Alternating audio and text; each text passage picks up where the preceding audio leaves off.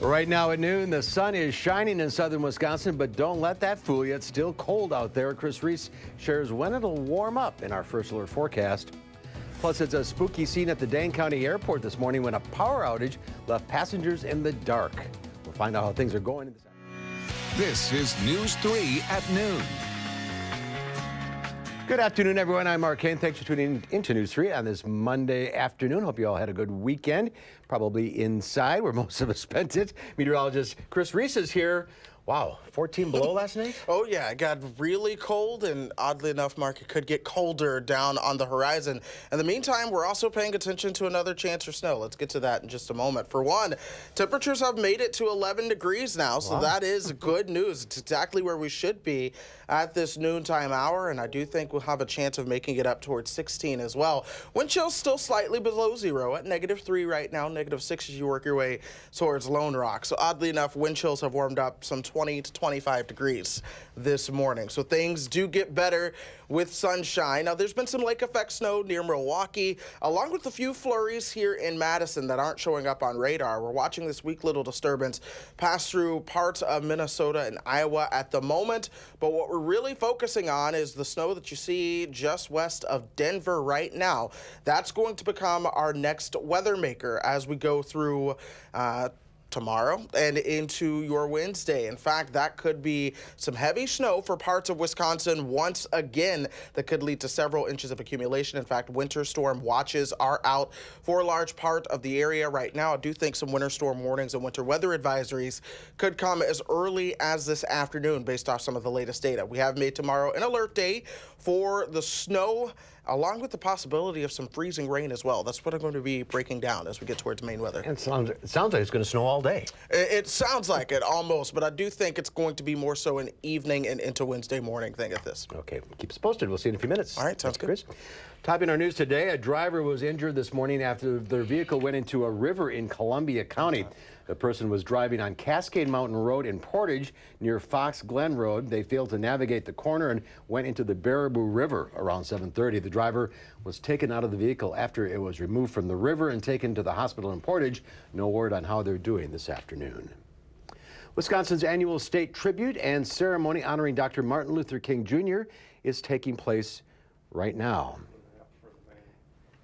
We are going to take a live look at the ceremony. It's being held in the Capitol Rotunda. This year's theme is Truth is Marching, and the event honors women as pioneers, change makers, and innovators.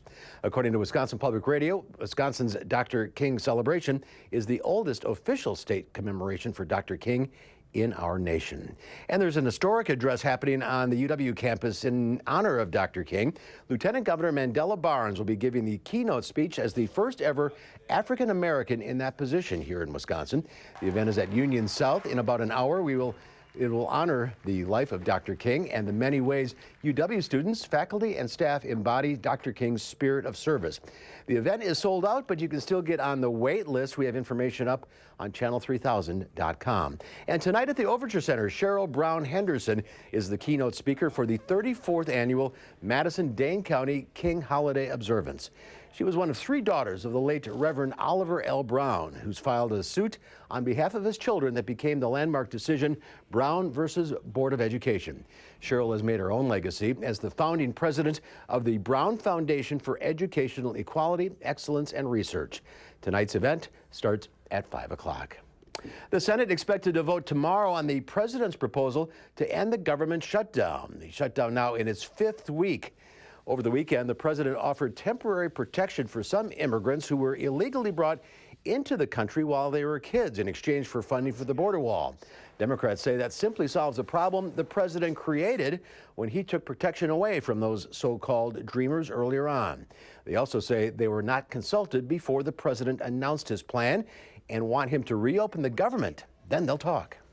It's very hard to negotiate when a gun is held to your head. What the president has put forward is not amnesty. What the president has done is say, absolutely, our first and most important obligation is to secure the border. Without paychecks, some government workers are relying on food banks to put dinner on the table, and some top White House advisors warn the shutdown's negative impacts will worsen this week. The Dane County Airport is back up and running this afternoon after an early morning power outage delayed more than a dozen flights. Our Josh Spreiter has been following this story since early this morning, joining us live now with the very latest. Josh. Hey, Mark. Yeah, everything is a little quieter here now as things start to get back to normal. That power did go out and push back around 15 flights this morning. Officials say the power went out around 5:18 this morning, and the backup generator failed to kick in. That had around 1,500 people watching and waiting as the airport was closed down. All passengers, even those already through screening, had to be brought back down to the main floor for security purposes. It wasn't until around 3 hours later at 8 o'clock that MG&A was able to restore power so airport operations could resume. They were at full staff today. They were prepared because it's a busy Monday morning, as it always is, and they were able to expedite that screening process. As soon as the power came back up, you saw that we were sorting people based on destination and departure time. They were going to the front of the line. We did not experience any major challenges with the TSA coming back online. Officials say because Madison is not a major hub, there shouldn't be much of a ripple effect into the afternoon. And airlines are always forgiving in a situation like this, which is good news for all of those trying to catch connecting flights elsewhere. As of right now, it's still unclear what exactly caused that power outages, but we'll bring you any updates as they come available this afternoon. And I'll have a reaction from travelers coming up on News 3 at 5. Mark. Looks like things are back to normal there at the airport. Josh Spreiter reporting for us live. Thank you. And there's more to come on News 3 at noon. We'll find out what Howard's working on in the Mr. Food Test Kitchen. You know, it's cold and flu season, and we have just the thing to help ward off those nasty sniffles. It's a remedy that I got from my mom, and she got from hers. Hi,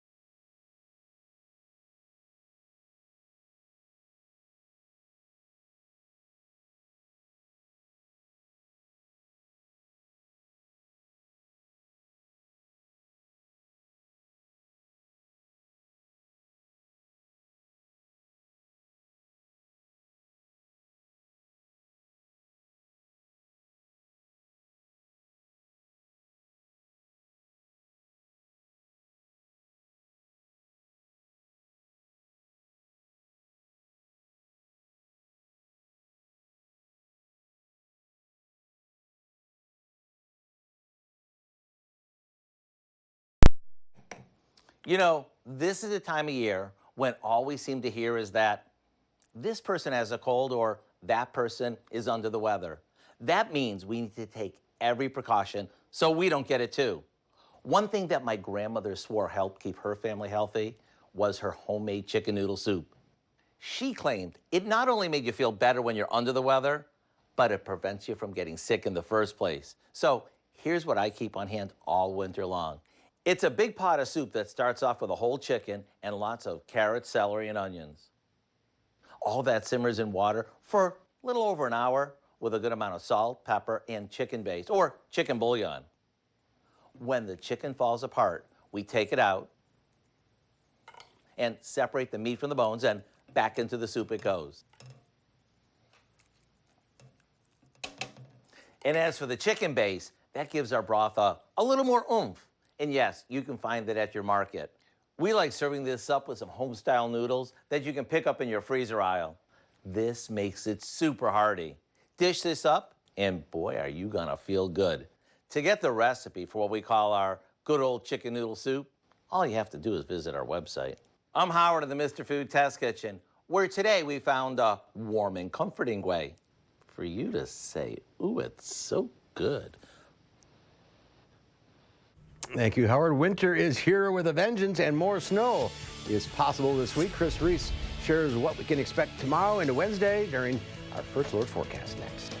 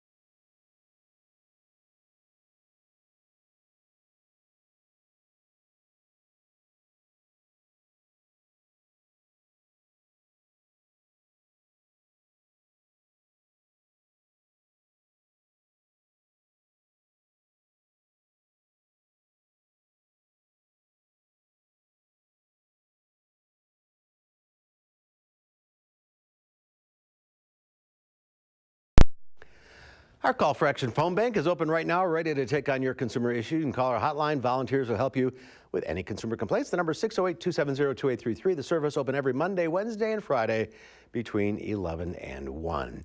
The Super Bowl is drumming up business for the airline industry. Here's Tom Hansen with today's Money Watch report.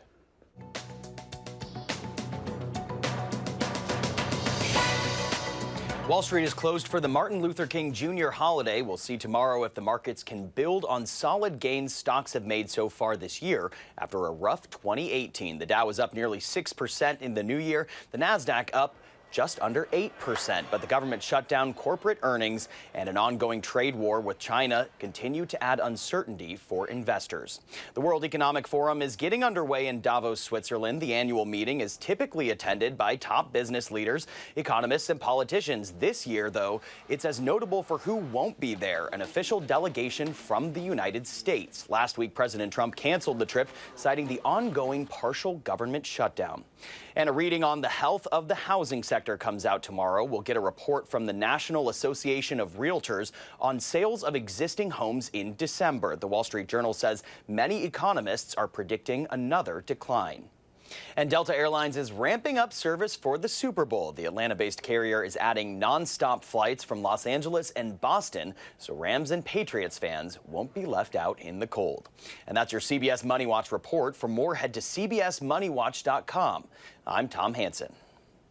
All right, Tom, thank you. Here's Chris now with a snowy forecast. That's right, Mark. If it's not the cold, it is the snow that we have coming into the picture once again. I do want to start out with just how cold actual air temperatures got this morning. We made it all the way down to -14 in Madison. Lone Rock dropped to -24. These are not the wind chills. This was the actual air temperature and just how cold things got. Temperatures have recovered now. We're at 11 degrees right now. Lone Rock at 9, 12 in the Dells right now. Janesville sitting nice at 16 degrees. And for the most part, we are seeing those temperatures all start to move into the double digits, which of course is the positive direction for this time of the day. Winds out of the south and southeast at 10 miles per hour. That's what's helping that. There's just a little bit of cloud cover, but the air is so cold and Arctic in nature that any of those clouds does have the possibility at spitting out a few flurries. The air trying to squeeze out any moisture that is in it. Wind chills right now right around -3 the wind chill in Janesville. Lone Rock, one of those colder wind chills at -6 right now. Now, as we go through the rest of the afternoon and evening, we'll continue to see those temperatures top out right around 16, then kind of level off right around 14 to 15 degrees. The reason for the leveling off is actually increasing cloud cover that's going to be moving in this afternoon.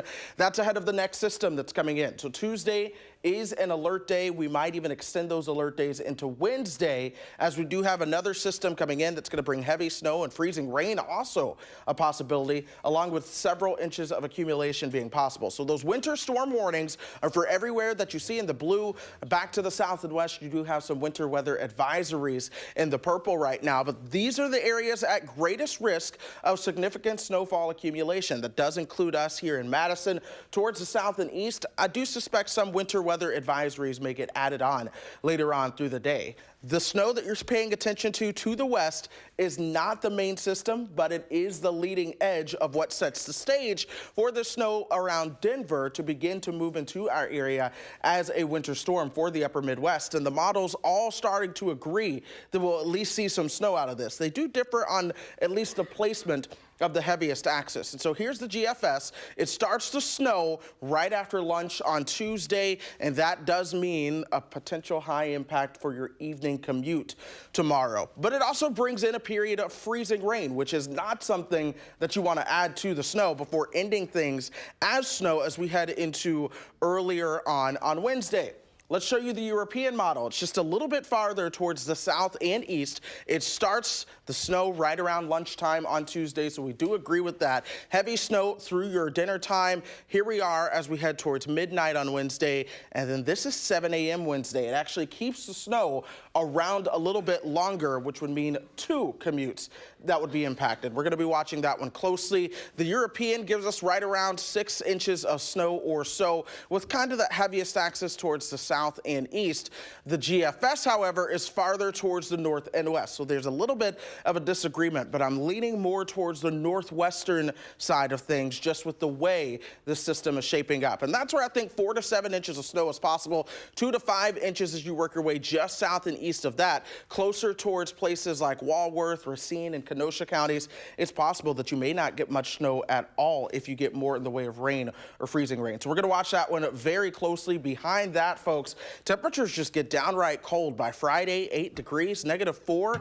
And if we do add truly more snow to the ground, we're going to have to adjust these numbers even colder than they are right now. So winter is taking hold of the country for a little bit.